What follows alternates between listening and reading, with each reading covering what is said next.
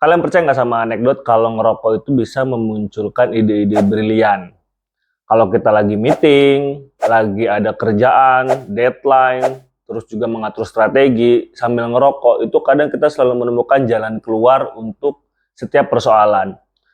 Apakah benar sebenarnya merokok itu bisa memunculkan ide-ide brilian? Ternyata ada penelitiannya, ada pembahasannya. Kenapa merokok itu bisa memberikan ide-ide baru, hal-hal baru, pemikiran-pemikiran baru, dan juga memudahkan kita dalam berpikir.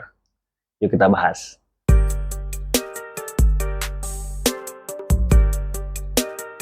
Buat kalian para perokok aktif, pasti di momen-momen tertentu misalkan lagi meeting, ngatur strategi, diskusi, itu pasti ditemani oleh sebatang rokok.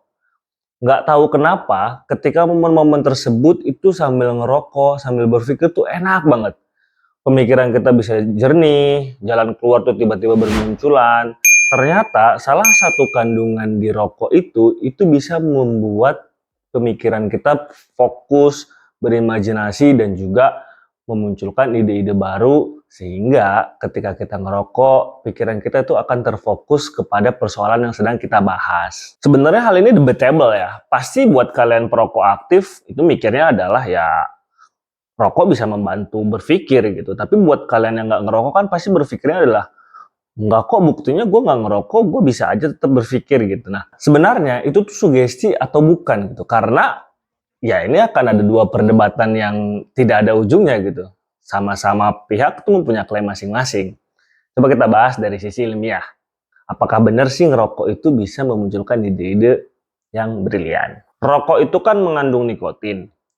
Si nikotin ini itu akan menstimulus neurotransmitter, yaitu pembawa sinyal pada sel saraf otak. Itulah sebabnya ketika kita ngerokok, otak dapat stimulan yang bisa meningkatkan daya pikir sehingga membuat para perokok jadi lebih konsentrasi dalam satu hal yang dikerjakan.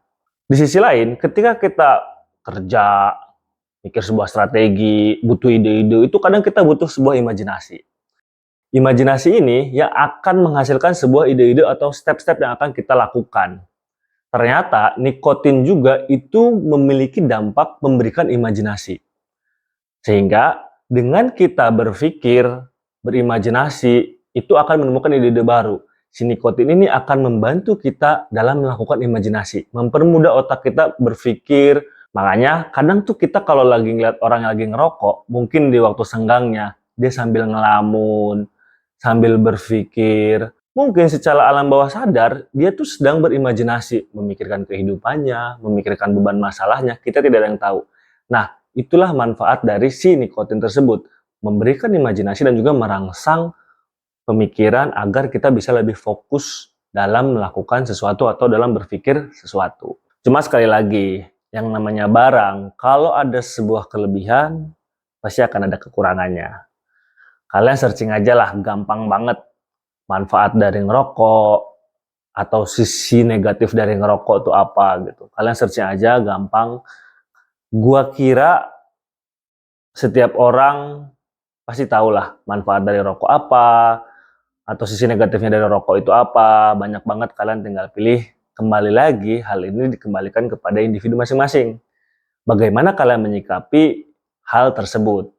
Enaknya seperti apa? Apakah gue butuh ngerokok? Ya ngerokok. Apakah gue tidak perlu ngerokok? Ya tidak usah ngerokok. Mungkin dengan aktivitas yang lain bisa dilakukan pengganti dari bagaimana kita bisa fokus dalam berpikir atau dalam sebuah pengambilan keputusan atau ide-ide yang dibutuhkan. Jadi, ngerokok apakah memberikan dampak positif? Dan juga mungkin ketika kita sumpek, butuh ide, butuh pemikiran yang fokus, apakah rokok menjadi salah satu pilihan? Kalau dibuat alternatif mungkin iya ya. Rokok bisa menjadi alternatif kita biar fokus dalam berpikir atau dalam melakukan sesuatu. Tapi gua rasa masih banyak kok kegiatan-kegiatan yang lain selain ngerokok yang bisa membuat kita fokus. Kalian bisa cari aja, searching tips-tipsnya kalau kita fokus tuh apa. Mungkin kita bisa membacanya lagi lebih detail, mungkin kita bisa berpikirnya lebih detail, mungkin kita bisa sambil ngopi atau makan permen. Ini dikembalikan ke masing-masing bagaimana kita mengenali diri kita, pilihan kita, apakah memang hal ini itu positif untuk kita atau negatif untuk kita. Intinya sewajarnya aja. Apa-apa yang berlebihan itu akan tidak baik, meskipun dia adalah hal yang positif. Jadi sewajarnya kalau memang kita butuh, ya kita ngerokok. Kalau kita nggak butuh, ya nggak usah dipaksakan juga buat ngerokok gitu.